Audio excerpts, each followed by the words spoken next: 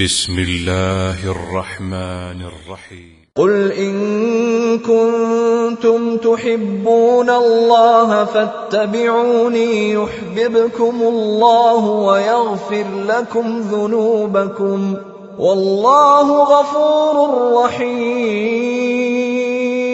ہمیشہ سنت پر عمل کرنے اور سنت کی دعوت دینے والوں ہی کو سخت آزمایا جاتا ہے، اور سنت کی دعوت اور سنت پر عمل ایک ایسا یہ عمل ہے کہ ساری دنیا ان کے مخالف ہو جائے. شرح السنة تأليف إمام أهل السنة والجماعة في عصره أبي محمد الحسن بن علي بن خلف البربهاري. الحمد لله الذي هدانا للإسلام ومن علينا به وأخرجنا في خير أمة. اعلموا أن الإسلام هو السنة والسنة هي الإسلام. أشهد أن محمد رسول الله.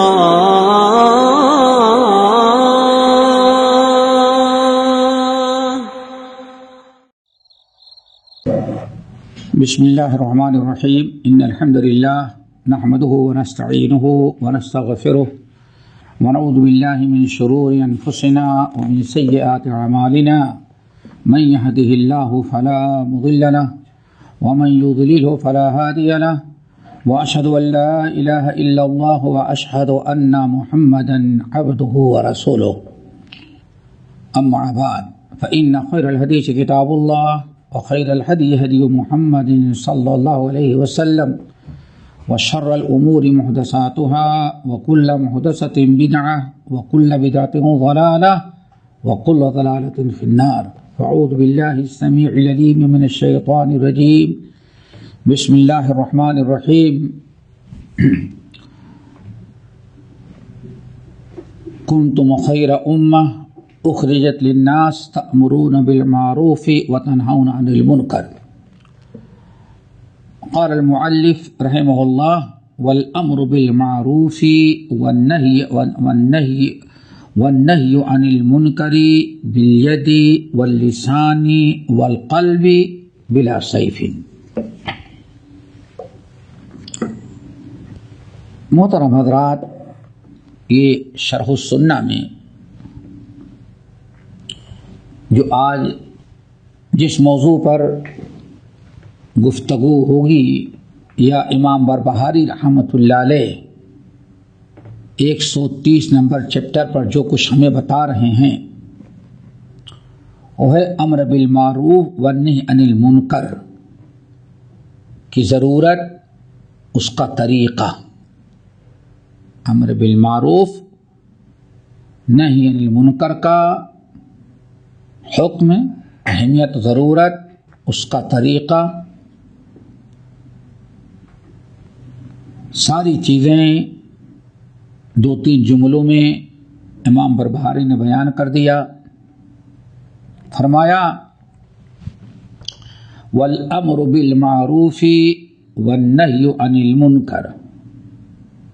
سلف کا، اہل سنہ والجماعہ کا طریقہ ہے وہ یہ، بھلا امر بالمعروف ہے، یعنی معروف کا حکم دینا ہے، دعوت دینا ہے. والنہی عن المنکر، منکرات اور برائیوں سے لوگوں کو روکنا ہے، ہاتھ سے، زبان سے اور دل سے. یعنی امر بالمعروف والنہی عن المنکر کا فریضہ جو ادا کیا جائے گا، اس کے 3 درجات ہیں: بالید ہاتھ، واللسان زبان، والقلب اور دل. یہ 3 مراتب ہیں. یہ امر بالمعروف نہی عن المنکر کا طریقہ ہے. امر بالمعروف والنہی عن المنکر کی بڑی تاکید آئی ہے کتاب اللہ سنت رسول کے اندر. اللہ رب العالمین نے بہت سارے مقامات پر امر بالمعروف والنہی عن المنکر کا ہمیں حکم دیا ہے. فرائض میں سے ہے شروع سے ہے اور آج بھی ہے اور قیامت تک فریضہ ادا کرنا مسلمانوں کے لیے ضروری ہے، اور عذاب الہی سے بچنے کا بہت بڑا ذریعہ ہے۔ رب العالمین نے ساتھ فرمایا کنتم خیر امہ اخرجت للناس تأمرون بالمعروف وتنہون عن المنکر، تم ایک بہترین امت ہو۔ اللہ تعالیٰ نے ڈائریکٹ مسلمانوں سے، امت سے خطاب، کنتم خیر امہ، تم لوگوں کو اللہ تعالیٰ نے خیر امت بنایا ہے، تم خیر امت ہو۔ اور خیر امت کیا ہو؟ تؤمنون باللہ، تین خوبیاں ہیں۔ نمبر 1، اللہ تعالیٰ پر ایمان رکھتے ہو۔ نمبر 2، وتأمرون بالمعروف، بھلائی کا حکم دیتے ہو۔ نمبر 3، وتنہون عن المنکر، اور منکر برائی سے روکتے ہو۔ یہ 3 فریضہ ہے۔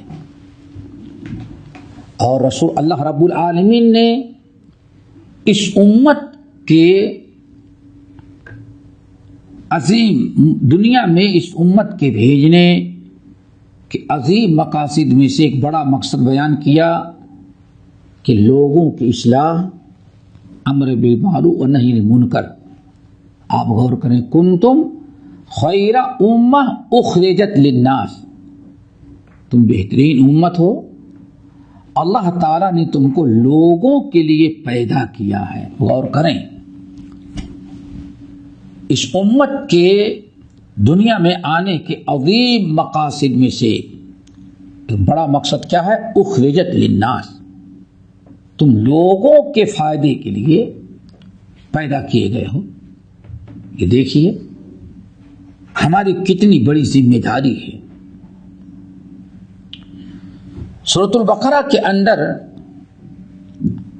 اللہ رب العالمین اسی کو کسی اور انداز سے، یہاں کیا ہے سورہ آل عمران کی آیت میں، کنتم خیر امہ اخرجت للناس، صرف اپنے لیے نہیں پیدا کیے گئے ہو، کھاؤ پیو اپنی اصلاح کرو رند نہیں، بلکہ للناس، تم کو تو دوسروں کے لیے پیدا کیا ہے، لوگوں کے لیے پیدا کیا گیا ہے۔ دعوت کا کام ہے، اصلاح کا کام ہے، امر بالمعروف ہے، نہی عن المنکر ہے، لوگوں کے ہدایت کی راہ پر لانا ہے، لوگوں کی اصلاح کرنا ہے، یہ تمہارا عظیم مقصد ہے۔ اور سورۃ البقرہ میں کتنے فضیلت کے الفاظ استعمال کیا، وَكَذَلِكَ جَعَلْنَاكُمْ أُمَّةً وَسَطًا لِتَكُونُوا شُهَدَاءَ عَلَى النَّاسِ، تم ایسی بہترین امت ہو۔ اللہ رب العالمین نے وَكَذَلِكَ جَعَلْنَاكُمْ أُمَّةً وَسَطًا، اللہ تعالیٰ نے تمہیں ایک بہترین امت بنایا ہے۔ اور کوئی بہترین امت بنایا، کیا وجہ ہے؟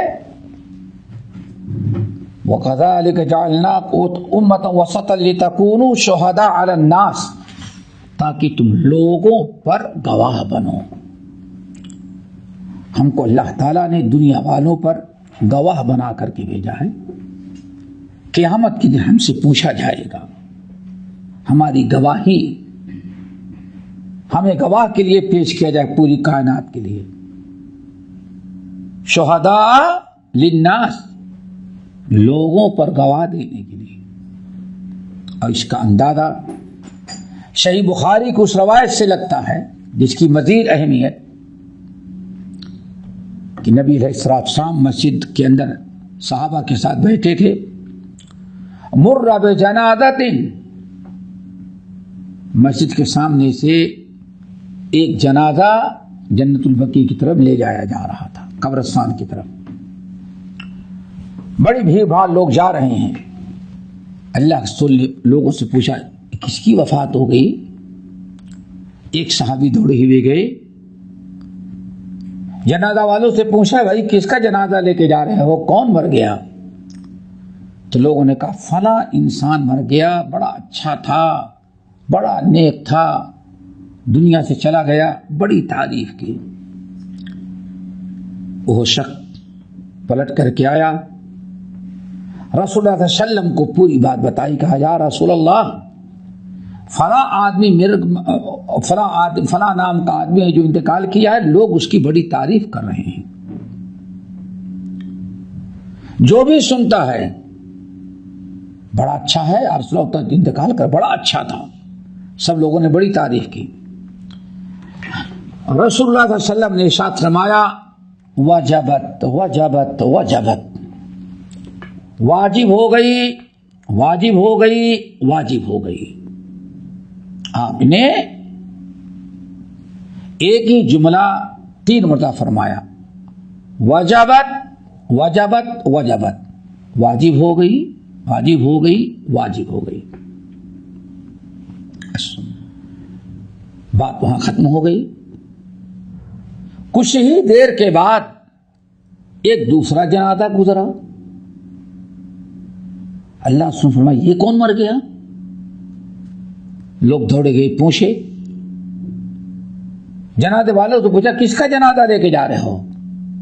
لوگوں نے بتایا، اور اس کا نام سنتے ہی سب لوگوں نے اس کی مذمت، اس کی برائی بیان کرنی شروع کر دی۔ اچھا ہوا مر گیا، لوگوں نے بڑی اس کی مذمت بیان کی، جس کے زبان سے سنو اس کی برائی کر رہا ہے۔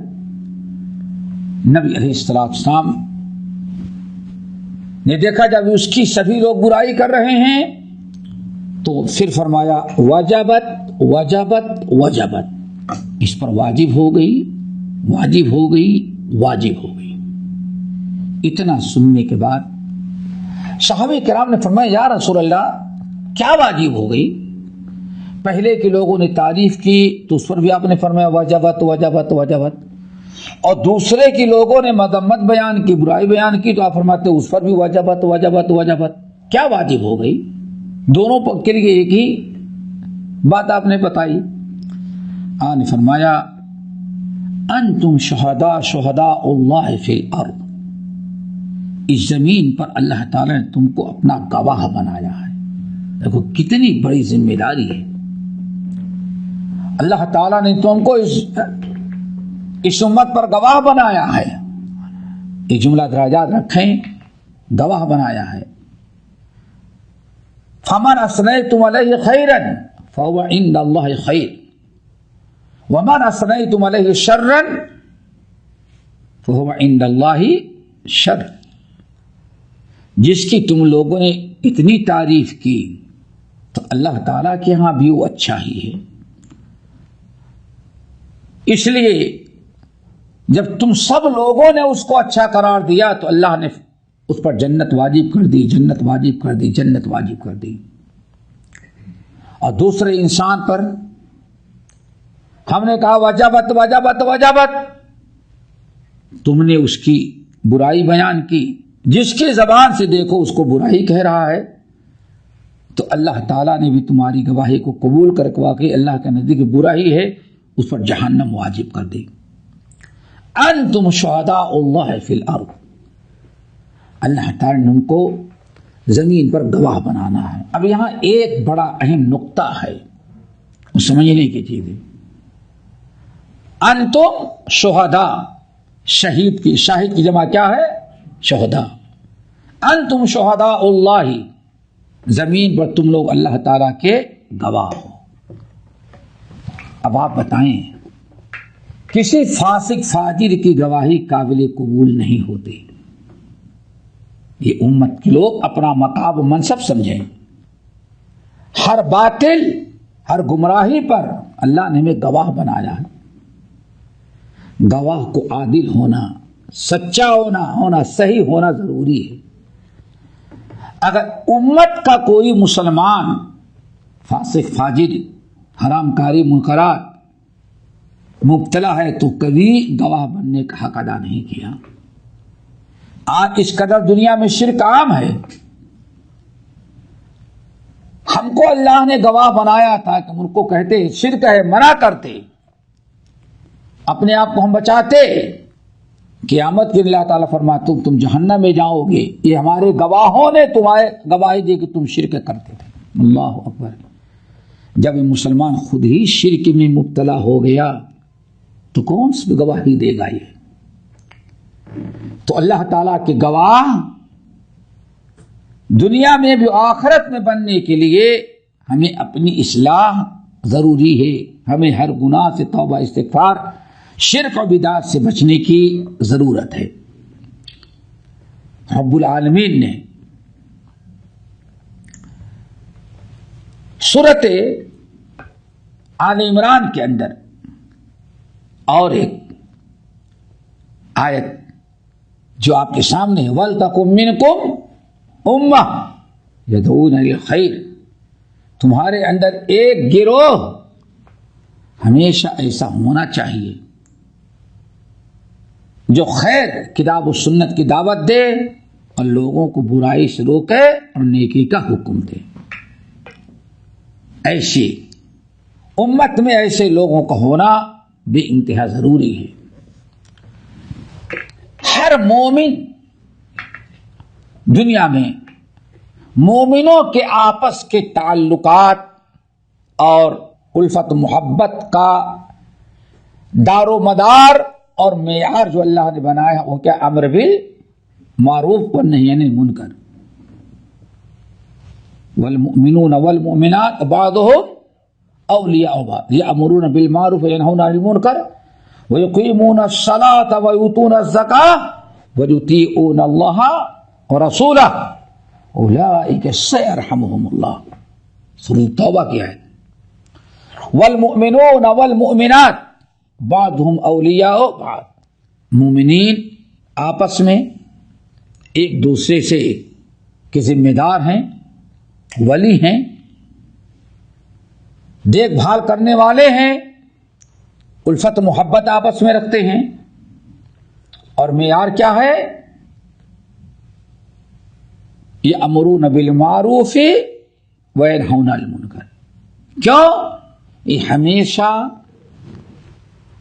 آپس میں ایک دوسرے کو امر بالمعروف کا حکم دیتے ہیں، معروف کا حکم دیتے ہیں اور منکر سے لوگوں کو روکتے ہیں.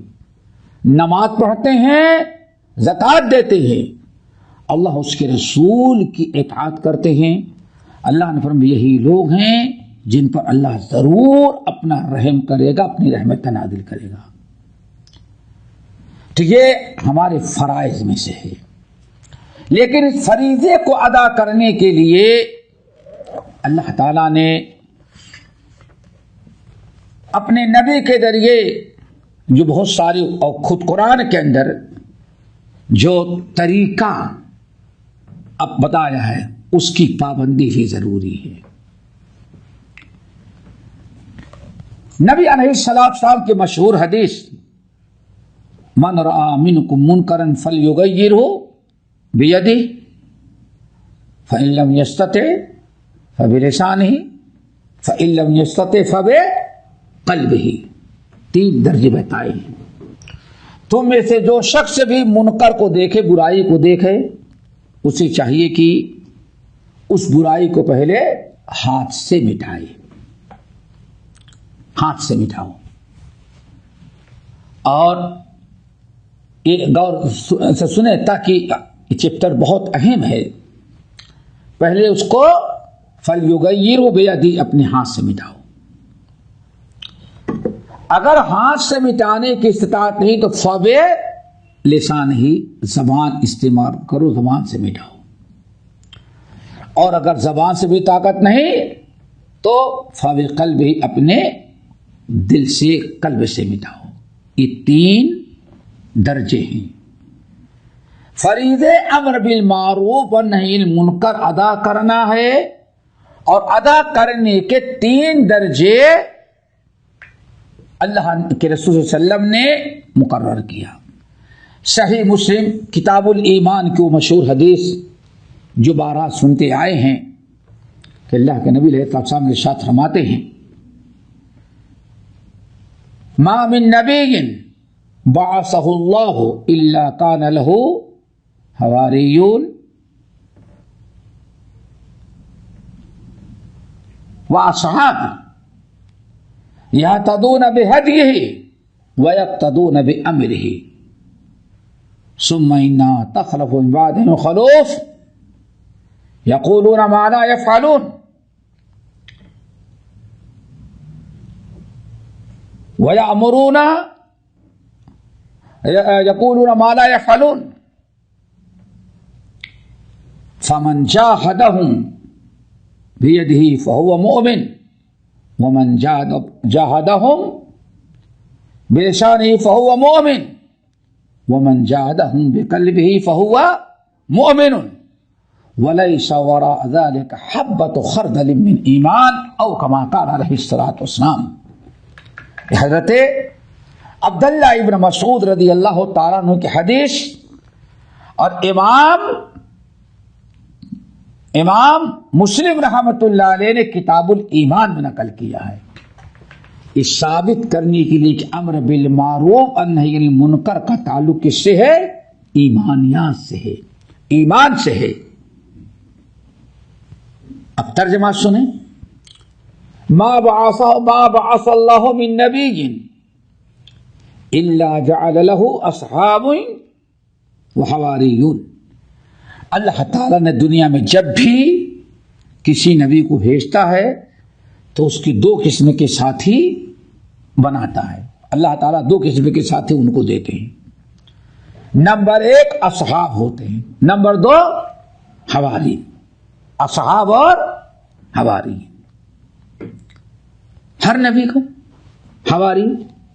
حواری سے مراد بہت ہی زیادہ قریبی مخلص. اس امت میں جیسے کہا جائے عشرہ مبشرہ، خاص اخص الخاص. اور دوسرے ہوتے عام صحابی. ما من نبی بعثہ اللہ الا کان فی امتہ اصحاب وحواریون. دو قسم کے ساتھی ہوتے ہیں، عام صحابہ ہوتے ہیں اور مخصوص یعنی حواری. اور وہ کیا کرتے ہیں؟ یہتدون بہدیہ ویقتدون بامرہ. اللہ کے نبی کے جو صحابی ہوتے ہیں، اللہ اکبر، صحابی یعنی چاہے وہ حواری ہو یا صحابی، یہ دو چیزوں کے بڑے پابند ہوتے ہیں. یہی چیز سمجھنی ہے. یہتدون بہدیہ ویقتدون بامرہ. اس کے ہر حکم کو بجا لاتے ہیں اور اس کے ہر سنت، اس کے فعل کو اپناتے ہیں. یعنی دوسرے لفظوں میں چاہے حدیث قولی ہو یا حدیث فعلی، دونوں کی وہ پابندی کرتے ہیں، دونوں میں فرق نہیں کرتے، دونوں ہمارے لیے واجب ہوتے ہیں. اور آج ضلالت اور گمراہی کا بہت بڑا سبب کیا ہے؟ آپ کسی کو بتائیں ٹھیک ہے اللہ کا رسول نے کیا ہے لیکن کہا تو نہیں نا. ٹھیک ہے بھائی وہ کہا انہوں نے کیا، اللہ کے رسول نے کیا لیکن اللہ کے رسول نے کہا تو نہیں. یعنی اگر اللہ کے رسول کہیں گے تب امت کو عمل کرنا ہے، آپ نے جو کیا اس کی یہی برائی ہے. اور یہاں یقتدون بہدیہ، نبی کے طریقے، ہدیہ یعنی فعل، آپ کے چال چلن، آپ کے فعل کو اپناتے ہیں، عمل کو، جو آپ نے کیا اس پر عمل کرتے تھے. کیوں؟ ہمارے نبی نے کیا ہے. وَيَقْتَدُونَ بِأَمْرِهِ، اور جو امر آرڈر حکم دیتے تھے وہ اس کی بھی اطاعت کرتے تھے. تو دوسرے لفظ میں نے کیا کہا؟ چاہے قول ہو یا نبی کا قول ہو یا فعل، قولی حدیث ہو یا فعلی حدیث، اللہ کے سارے صحابہ، انبیاء کے سارے صحابہ دونوں پر عمل کرتے رہے، قول پر بھی اور فعل پر. ثم انہا تخلف من بعدہم خلوف. پھر یہ زمانہ جب گزر گیا، کن کا؟ نبی کا اور صحابہ کا، تو امت میں ایک عرصے کے بعد کچھ ایسے ہی بدعمل لوگ پیدا ہوئے. خلف نہیں کیا؟ خلف، جو اپنے باپ دادا کے چال چلن صراط مستقیم جو نبی کا طریقہ تھا اس کو چھوڑ دیا. اب کیا کرنے لگے؟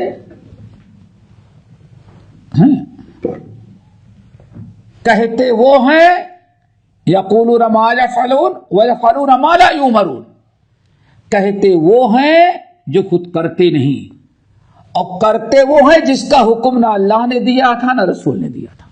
دیکھا آپ نے؟ بڑی اہم حدیث ہے، صحیح مسلم کو سمجھو اس کو.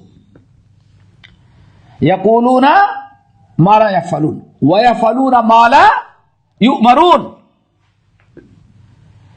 یقولون ما لا یفعلون، لمبے لمبے دعوے اسلام کے تو کرتے، آج خلافت لائیں گے، ہاں اسلام لائیں گے، دعویٰ اتنا اچھا، اور حالت ہے کہ عقیدے پر بھی کبھی بات کرنے کے لیے تیار نہیں، اور سب اسٹیج کے، اور گھر میں اسلام نہیں.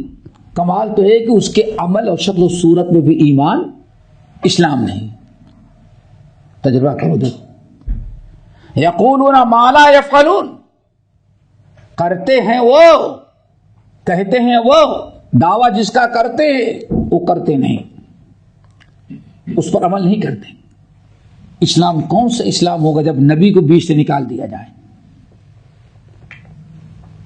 اور وَيَفْعَلُونَ مَا لَا يُؤْمَرُونَ، اور کرتے وہ ہیں جس کا حکم انہیں نہ اللہ نے دیا ہے نہ رسول نے. پیدا ہو گئے نا، یعنی دین کو چھوڑا، اسلام سے ہٹے، نبی کا طریقہ صحابہ کا طریقہ چھوڑا. اب ان کے ساتھ کیا ہوگا؟ اب اللہ رسول فرماتے ہیں فَمَنْ جَاهَدَهُمْ بِيَدِهِ. اب ایسے لوگوں سے جو بڑے روشن، آج کیا کہتے ہیں ماڈرن، ہاں بڑے روشن خیال، یہ ایسے بدبخت ہیں.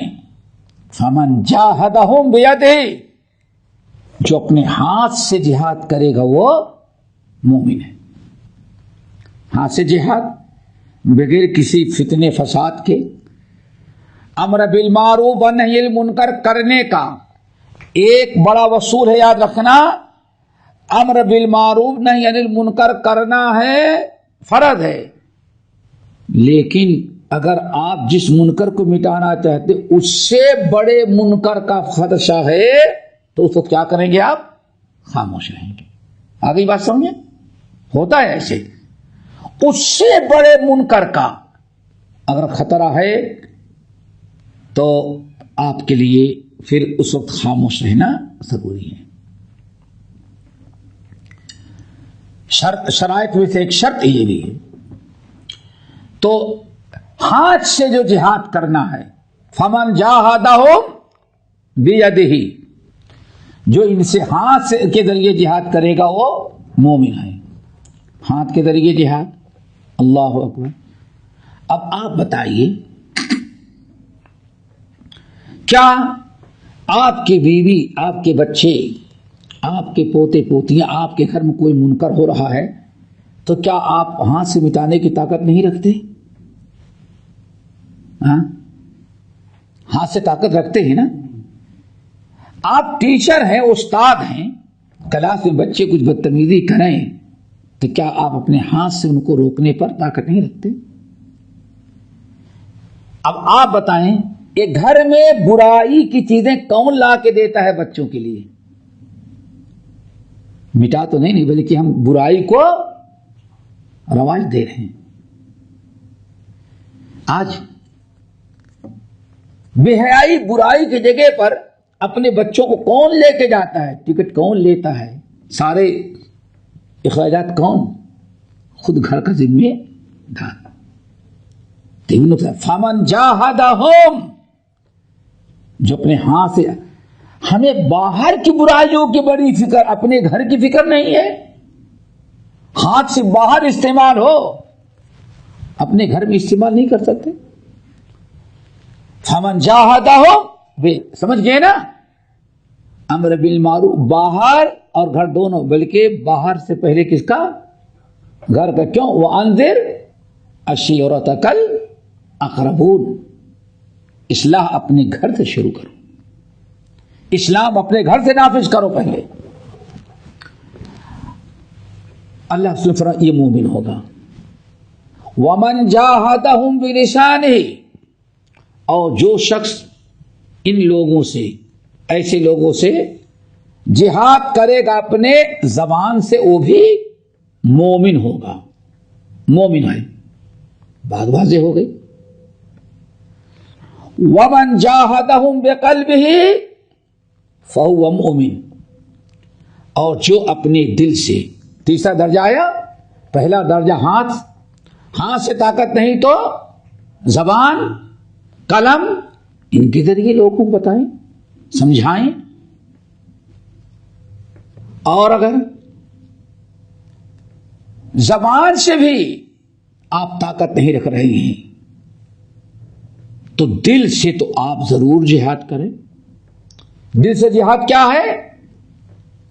اس کو آپ برا سمجھیں، غلط سمجھیں، اور موقع کے، حالات کا انتظار کریں کہ جس دن ہمیں طاقت ہوگی اس کو ہم مٹائیں گے۔ یہ سوچ کر، یہ ایمان کا، اللہ نے فرمایا یہ آخری درجہ ہے ایمان کا۔ وَلَيْسَ وَرَاءَ ذَلِكَ، اگر یہ چیز بھی دل میں نہیں ہے کہ ہاں یہ بری ہے، غلط ہے، ناجائز حرام ہو رہا ہے، لیکن یہ دستور زباں بندی ہے، کیسا تیری محفل میں یہاں تو بات کرنے کو ترستی ہے زباں میری، اگر ہم ایسی حالت میں نہ کچھ کہہ سکتے ہیں، ہاتھ اور زبان نہیں استعمال کر سکتے، تو کم سے کم دل سے نفرت کریں، نیت اور ارادہ رکھیں مٹانے کی۔ اللہ سبحانہ فرمایا اگر کسی مومن کے دل میں یہ بھی احساس نہیں، وَلَيْسَ وَرَاءَ ذَلِكَ حَبَّةُ خَرْدَلٍ مِّنْ ایمان، اب اس کے دل میں رائی کے دانے کے برابر بھی ایمان، کتنی شدید وعید ہے۔ دیکھیں یہاں ایمان، امر بالمعروف نہی عن المنکر کے 3 مراتب بیان کیے گئے۔ اسی چیز کو امام بربہاری کیا کہہ رہے ہیں؟ والامر بالمعروف والنہی عن المنکر، اہل سنت والجماعت کا منہج اور طریقہ کیا ہے؟ برائی کا مٹانا، اور برائی کے مٹانے کا طریقہ کیسے؟ جیسے اللہ اس کے رسول نے بتایا ہے، 3 مراتب۔ بالید، امر بالمعروف نہی عن المنکر اپنے ہاتھ سے کرتے ہیں، واللسان اپنے زبان سے کرتے ہیں، والقلب اپنے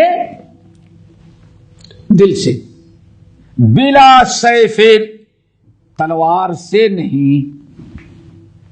اب یہی سمجھو، یہ بہت اہم چیپٹر ہے۔ اہل سنت والجماعت کا منہج، صحابہ کا طریقہ کیا ہے؟ برائی کا مٹانا، نیکی کا حکم دینا، برائی کا مٹانا۔ اور برائی، ان کا منہج کیا ہوگا برائی مٹانے کا؟ ہاتھ،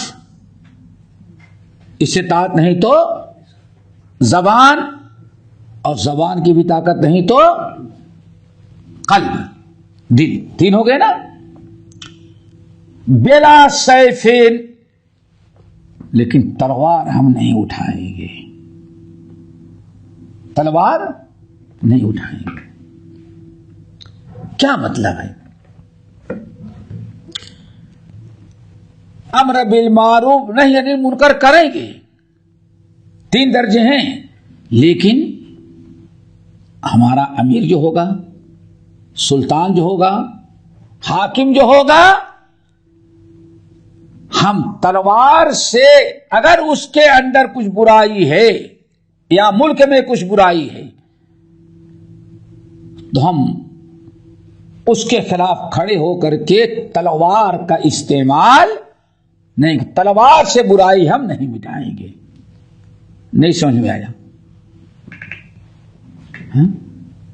بلا سیف، امر بالمعروف نہی عن المنکر، زبان سے، ہاتھ سے، زبان سے یا دل سے، بلا سیف، بغیر تلوار کے.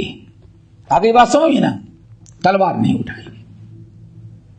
تلوار کا مطلب ہم نے کہا کہ حاکم وقت کے اندر کچھ نقائص ہیں، کچھ عیوب ہیں، کچھ غلطیاں کر رہا ہے، ہمارے لیے مٹانا تو ضروری ہے، مٹائیں گے ہاتھ سے، زبان سے، دل سے، لیکن اس کے خلاف تلوار لے کر کے میدان میں آ کر کے ہم جنگ نہیں چھیڑیں گے. کیوں؟ تلوار اگر آپ اٹھائیں گے تو اس کے پاس فوج ہے، اس کے پاس پولیس ہے. اصلاح کرنے کے بجائے وہ آپ کو، آپ کے چند ساتھیوں کو قتل بھی کر سکتا ہے، گرفتار بھی کر سکتا ہے، پابندی بھی لگا سکتا ہے، اصلاح کا کام بھی روک سکتا ہے. بہت سارے مفاسد پیدا ہو سکتے ہیں، کھانا جنگی بھی ہو سکتی، امن و امان بھی ہو سکتا ہے، امن و امان برباد ہو سکتا ہے. اسی لیے ہم اس کے مقابلے کے لیے تلوار نہیں اٹھائیں گے. کیوں؟ اس کے خلاف تلوار اٹھائیں گے تو ایک منکر کو ختم کرنے سے اس سے بڑا منکر پیدا ہو جائے گا، اور ہوتا ہے. بھائی آج خلیجی ممالک میں، کچھ ملکوں میں یہی کیا، تلوار استعمال کیا، جنگ چھیڑی، ایسا ہنگامہ، یہاں تک کہ وہاں کا حاکم، اس کو بھاگنا بھی پڑا، قتل بھی کیا گیا، اپنی حکومت بنا لیا. لیکن آج تک خوریزی، امن و امان نہیں بند ہوا. پہلے جو امن و امان تھا، ایک برا تھا، کیا؟ بادشاہ. اب اس کے بجائے ہزاروں منکرات وہاں پیدا ہو گئے. امن و امان ختم، جان مال محفوظ نہیں، اسلام کا نام نہیں، کھانا جنگی، صرف عوام کو بھڑکا کر کے یہ سب کیا گیا. یہاں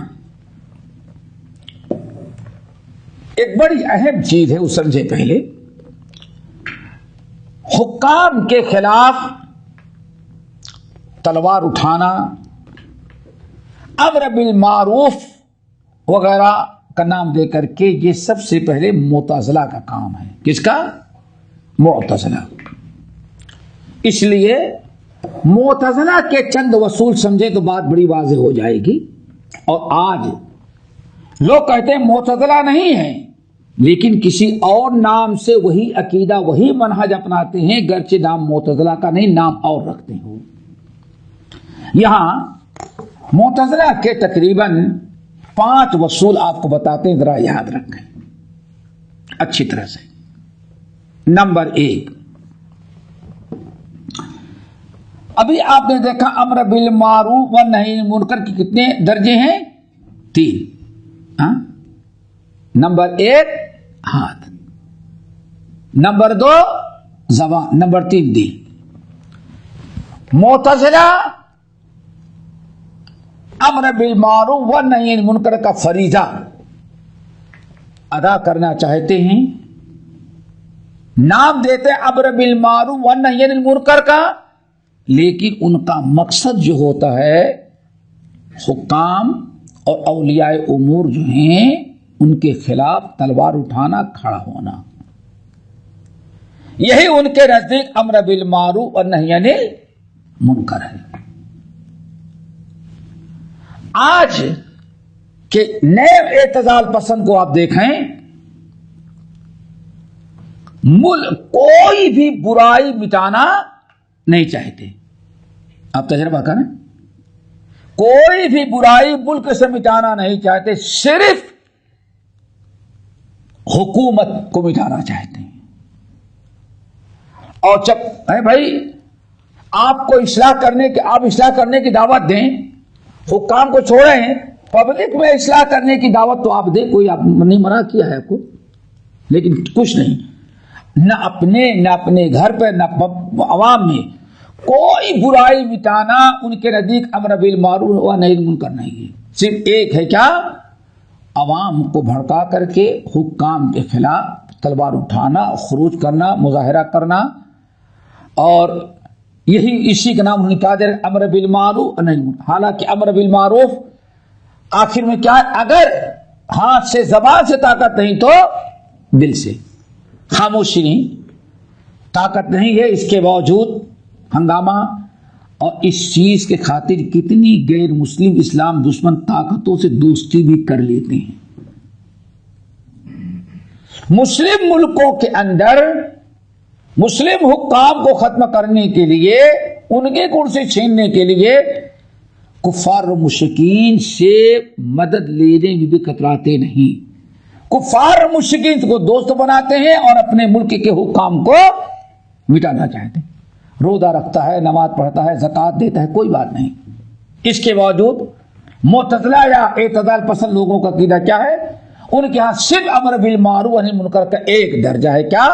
ایک درجہ، ایک ہی میدان، ایک درجہ کیا؟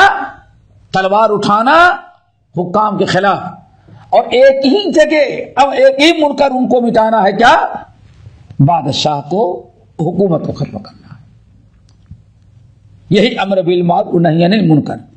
پہلا اصول کیا ہے ان کا اصول یہ ہے کہ امر بالمعروف و نہی عن المنکر سے مراد کسی شرک کا مٹانا، کفر کا مٹانا، منکرات اور محرمات کا مٹانا نہیں ہوتا، بلکہ ان کا مقصد کیا ہوتا ہے؟ حکام کو کے خلاف کھڑا ہونا، حکام کو کی کرسی چھیننا، اور اس کا نام کیا دیتے؟ امر بالمعروف و نہی عن المنکر۔ یہ کس کا منہج ہے؟ کن کا اصول؟ معتزلہ کا۔ نمبر 2، لوگوں کو دھوکہ دینے کے لیے توحید، اس لیے معتزلہ اپنے آپ کو اہل توحید کہتے رہے۔ کیا جانتے ہیں نا؟ معتزلہ اپنے آپ کو اہل توحید اور ہم لوگوں کو اہل شرک۔ معتزلہ اپنے آپ کو اہل توحید کہتے ہیں، سامنے والوں سے جو لڑنا چاہتے ہیں، ان کو جو مٹانا چاہتے ہیں، حاکم کو اگر قبضے میں آ جائے تو سب سے پہلے کہتے سب مشرکین ہیں، اور اہل توحید کے اوپر ضروری ہے کہ اہل شرک کو قتل کریں، ختم کریں۔ نہیں سمجھے امریکہ سے؟ وہ کیسے؟ بڑی عجیب سی بات ہے۔ وہ کیسے؟ اگر غور سے سمجھیں گے تو یہ بات سمجھ میں آئے گی۔ اللہ ایک ہے نا، لا الہ، ایک اللہ، الہ الا اللہ، ایک اللہ کے علاوہ سب باطل ہے۔ اللہ رب العالمین کا نام ہے الہ، اصلی نام، باقی اللہ تعالیٰ کے صفاتی نام ہے۔ اللہ تعالیٰ قہار ہے، ٹھیک ہے نا؟ اللہ رحیم ہے، تو اللہ یعنی رحم کرنے والا۔ اللہ کی ایک صفت کیا ہے؟ رحم، ارحم الراحمین۔ یہ سمجھیں گے، نہ سمجھے تو بتائیے گا۔ اللہ تعالی کا اصلی نام، ذاتی نام تو ایک ہے، باقی سب صفاتی۔ غفار، اللہ کی ذات میں مغفرت کرنے کی صفات ہے، صفت مغفرت۔ کتنے بڑے بڑے جرائم انسان کرتا ہے، لیکن اللہ تعالی کا کہ صفت مغفرت، صفت قہر پر غالب آتی ہے نا۔ قل یا عبادی الذین اسرفوا علی انفسہم لا تقنطوا من رحمت اللہ ان اللہ یغفر الذنوب جميعا انہ هو الغفور الرحیم۔ سنا ہوگا حدیث قدسی، یا عبادی، میرے بندے، اگر ساتوں زمین اور آسمان بھر کر کے گناہ لے کر کے آئے تو میں اتنی ہی زیادہ مغفرت، اپنی مغفرت لے کے تیرے سامنے آؤں گا. حدیث نا دیکھیں صفت مغفرت. اللہ تعالیٰ کی صفت سمیع اور علیم ہے، سننے کی ہے. کیا ہے؟ سننے کی ہے، دیکھنے کی ہے، بات کرنے کی صفت ہے. اتنا تو سمجھ گئے. اللہ تعالی بے شمار صفات کا مالک ہے. اچھا، جب آپ نے سمجھ لیا کہ صفات اللہ تعالی کی بے شمار صفات ہیں، تو اب سمجھیں اللہ تعالی کی صفات، جیسے اللہ ہمیشہ سے قدیم ہے تو اللہ تعالی کی صفات بھی ہمیشہ سے ہیں. جیسے علم صفت علام الغیوب ہے نا، اللہ کی صفت کیا ہے؟ علم. دنیا کا کوئی بھی انسان عالم بنے گا تو کب؟ علم حاصل کرنے کے بعد. فرشتوں کو ذرا دیکھو، فرشتوں کو سبحانک لا علم لنا الا ما علمتنا وعلم آدم الاسماء کلها. ایسا نہیں کہ آدم پیدا ہوئے تو عالم نہیں، اللہ رب العالمین نے بعد میں دکھلایا. لیکن اللہ تعالی کی جتنی صفات ہیں ہمیشہ سے جیسے اللہ ہے، اللہ کی صفات بھی ہمیشہ سے ویسے ہی ہیں. ایسا نہیں کہ اللہ تو پہلے بے صفات تھا اور بعد میں بندوں کی طرح اس کے اندر بھی صفات. پہلے آپ نا بولنے کی طاقت نہیں، بڑے ہوئے بولنا آ گیا. علم نہیں تھا، پڑھنے لگے، پڑھنا آ گیا، چلنا آ گیا، کھانا پینا آ گیا. آدمی مخلوق کی صفات اس کے عمر کے حساب سے کیا ہوتی ہیں؟ پیدا ہوتی جاتی ہیں بہت ساری صفات. لیکن اللہ کی صفات بھی اللہ تعالی ہی کی طرح قدیم ہے. جب سے اللہ ہے تب سے اس کی صفت. اللہ تعالیٰ کی کوئی صفت مخلوق نہیں ہے. اللہ خالق ہے اور اللہ تعالیٰ بے شمار صفات والا ہے. بات سمجھ میں آ گئی نا؟ اب دیکھیں، جب آپ کہتے ہیں کہ ایک ہی قدیم ہے، ہمیشہ سے اللہ ہے اور ہمیشہ سے اللہ ہمیشہ رہے گا، تو اگر آپ کہتے ہیں صفات بھی ہزاروں اللہ تعالیٰ کی صفات بھی ہمیشہ سے ہمیشہ رہے گی، تو فرق کیا ہوا؟ تب تو اس کا مطلب کئی خدا ہو گئے. قدیم ایک نہیں ہے بلکہ کیا ہے؟ سینکڑوں قدیم ہے. ہمیشہ سے صرف اللہ نہیں، اللہ کی صفات بھی ہمیشہ سے ہے. تو پھر اللہ ایک کہاں رہا؟ بہت ساری چیزیں پرانی ہو گئی جو ہمیشہ سے ہمیشہ رہیں گی. میرے خیال سے نہیں واضح ہوا، نہیں سمجھ میں آیا. ہر مخلوق اس کے عمر کے حساب سے اس کے اندر صفات پیدا ہوتی. تم انجینئر کب بنے؟ کب بنے؟ ماں کے پیٹ سے نہیں سے کیا آئے تھے؟ تم بزنس مین کب سے بنے؟ تم آئی ٹی کیا آئی ٹی کب سے؟ یہ انسان کے اندر جو کمالات آتے ہیں کچھ تو اللہ تعالی شروع میں دیتا ہے، پھر عمر کے حساب سے ان کے کیا ہوتی ہیں؟ صفات پیدا ہوتی ہیں. ٹھیک ہے نا؟ لیکن ابھی کیا کہیں گے؟ یہ تو پیدا ہوئے ہیں 1960 میں اور انجینئر بنے ہیں 1980 میں. آئی بات ہوئی نا؟ یہ تو پیدا ہوئے ہیں 1975 میں اور پھر ڈاکٹر بنے ہیں یہ 1995 میں. ہوتا ہے نا ایسے؟ اللہ ایسا نہیں ہے. اللہ قدیم بجمیع صفات ہی. اللہ تعالی کی جتنی آپ کا عقیدہ ہے اللہ ہمیشہ سے ہے اور ہمیشہ رہے گا. ٹھیک ہے نا؟ تو اگر کہیں اللہ تعالیٰ کی صفات بھی ہمیشہ سے اور ہمیشہ رہیں گی تو اس کا مطلب کہ قدیم ایک چیز نہیں، اللہ کے ساتھ اور بہت ساری چیزیں قدیم ہیں. اب سمجھ آئی بات نا؟ اب آ گئی نا؟ تو کہتے ہیں یہ تو شرک ہو گیا. اللہ ایک کہاں ہے؟ اتنی مخلوقات، علم مخلوق، قدرت مخلوق، دیکھنا مخلوق، سننا مخلوق، یہی ساری چیزیں ہیں نا. تو کتنے اللہ تمہارے ہو گئی؟ کہتے ہیں اس لیے ان صفات کا ماننا شرک ہے. کیا ہو گیا؟ اگر کوئی کہتا ہے کہ اللہ تعالیٰ کی صفات ہیں، اللہ آسمان پر سماء دنیا پر نازل ہوتا ہے، عرفات میں آتا ہے، اگر یہ سارے عقیدے ہیں تو کون رکھی؟ اللہ انسان ہو گیا، ایک لفٹ ہوگی، دنیا بھر کی باتیں ایسے کریں. اب آئی بات سمجھیں؟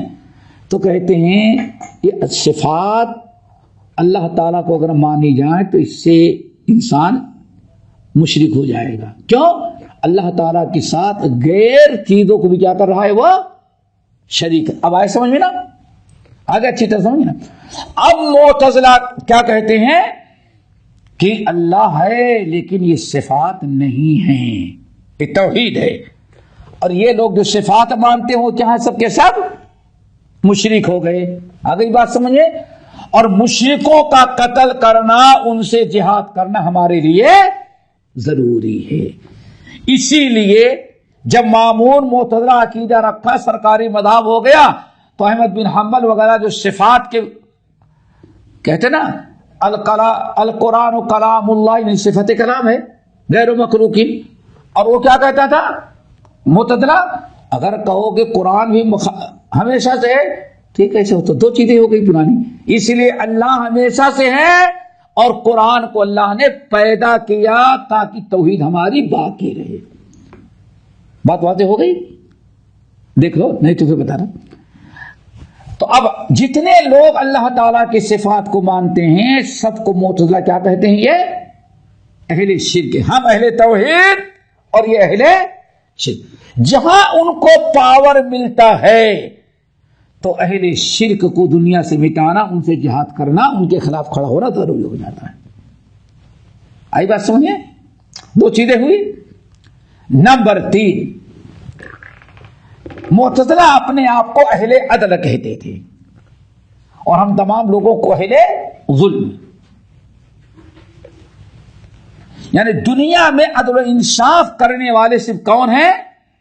ہم معتزلہ. باقی دنیا میں سارے لوگ چاہیں ظلم کرنے والے. کیوں؟ ہم لوگ کہتے ہیں کہ سارے گنہگار کہاں جائیں گے؟ جہنم میں. سمجھے پہلے؟ عذاب قبر لے لو، جو بھی قبر کے اندر گیا اگر مجرم ہے، نافرمان ہے، تو اللہ تعالیٰ کو عذاب ملے گا. اب وہ کہتے ہیں ایک شخص 100 سال پہلے مرا، 1000 سال پہلے مرا فرعون، اس کو بھی اتنا ہی عذاب ہو رہا ہے اور قیامت تک. اور فرعون ہی جیسا ایک دوسرا کافر قیامت کے ایک دن پہلے مرا، اس کو دفنایا گیا، تو دونوں کو عذاب قبر ہوا. دونوں ایک ہی مجرم ہیں. فرعون کو ہزاروں سال عذاب دینا اور اسی جرم کا ایک دوسرا آدمی ایک دن عذاب قبر دینا، یہ تو انصاف نہیں ہوا. ہماری بات سے دیکھو شیطان کیسے، میرے خیال نہیں سمجھ میں آیا. اللہ کے بندے، ایک بے نمازی تمہارا ہے، 10 سال پہلے مرا یا 100 سال پہلے مرا، وہ بے نمازی ہونے کی بنا پر، شراب پینے کی بنا پر اس کو عذاب قبر ہو رہا ہے. اور 200 سال کے بعد ایک وہی جرم کرنے والا مرا اور اس کو بھی وہی عذاب قبر. تو گناہ تو دونوں کے برابر ہے، لیکن عذاب ایک کو زیادہ ملا ہے، دوسرے کو. آگے بات سمجھے نا؟ آئی بات سمجھے نا؟ تو کہتے یہ عقیدہ رکھنا یہ ظلم ہے. اللہ ایسا نہیں. عذاب قبر کا انکار، عشق، جہنم، عذاب، ساری چیزوں کا انکار. اور ہم ایمان رکھتے ہیں، کہتے ہیں یہ لوگ اہل ظلم ہیں، اللہ تعالیٰ کو نعوذ باللہ ظالم سمجھ. آئی بات سمجھ نہیں؟ اچھا ایک بتائیے آپ لوگ، اچھے تو تھوڑا سا غور سے جو یہ اشکال پیش کرتے ہیں، فرعون تو اتنے دن سے جہنم میں چلے، اور قیامت سے 500 سال پہلے اگر کوئی ویسے ہی فرعون جیسا مر جائے تو اس کو عذاب قبر کتنے دن؟ صرف 200 سال. تو عدل تو نہیں ہوا. اللہ کے بندے، اگر اللہ تعالیٰ دینا چاہے تو فرعون کو جو 5000 سال میں عذاب دیا ہے، یہ جو آج مرا اس کم وقت کو ایک ہی دن متنازع عذاب دے دے. کیا خیال ہے؟ نہیں ہو سکتا؟ کیوں نہیں کر سکتا؟ اللہ تعالیٰ کیا کرے؟ تم کیوں فیصلہ کرتے ہو اللہ تعالیٰ کی ذات پر؟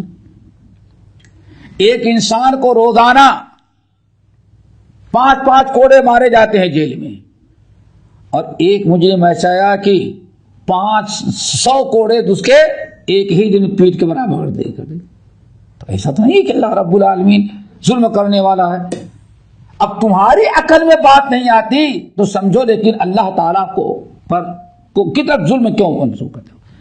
تو اپنے آپ کو اہل عدل اور اہل توحید کو اہل ظلم، اہل شرک کہتے ہیں. ٹھیک ہے نا. نمبر 4 آپ حضرات جانتے ہیں، منزلتم بین المنزلتین، سمجھ چکے ہو نا.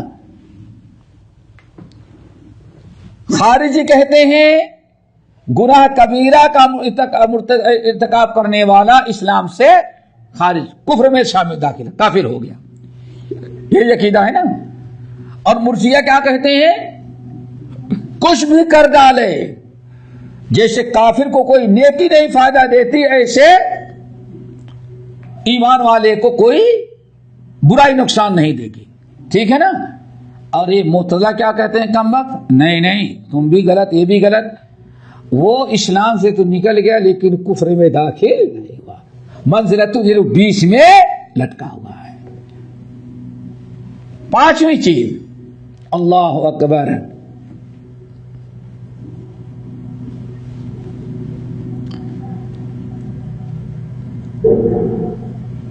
پانچویں چیز یہ ہے کہ جو وعیدیں، جو وعیدیں گناہ کبیرہ کے مرتکب کرنے والوں کے بارے میں جو وعیدیں ہیں، مشرکین کے بارے میں جو وعیدیں ہیں، کفار مشرکین کی، فی نار جہنم خالدین فیہا، ایسی ساری وعیدیں وہ گناہ کبیرہ کے مرتکب کو بھی اسی وعید میں شامل کر دیتے ہیں. اسی لیے یہ معتزلہ اہل سنت والجماعت سے ان 5 اہل سنت والجماعت کے مخالفت میں 5 اصول انہوں نے بنائے ہیں، اور انہی 5 اصولوں کو استعمال کر کے نوجوانوں کو، عوام کو، پبلک کو بھڑکاتے ہیں، اور امن و امان کی زندگی ملک میں اس طرح سے تباہ برباد کر دیتے ہیں کہ سارا نظام دھرام بھرا ہو جاتا ہے. اللہ تعالیٰ ہم سب کو عمل کی توفیق نصیب فرمائے. باقی انشاءاللہ آئندہ اقول قولی ھذا واستغفر اللہ من کل ذنب واتوب الیہ. ہمارے چینل کو سبسکرائب کیجیے اور بیل آئیکن کو دبانا نہ بھولیں تاکہ آپ کو نئی ویڈیو برابر ملتے رہیں. لائک اور شیئر کرنا نہ بھولیے.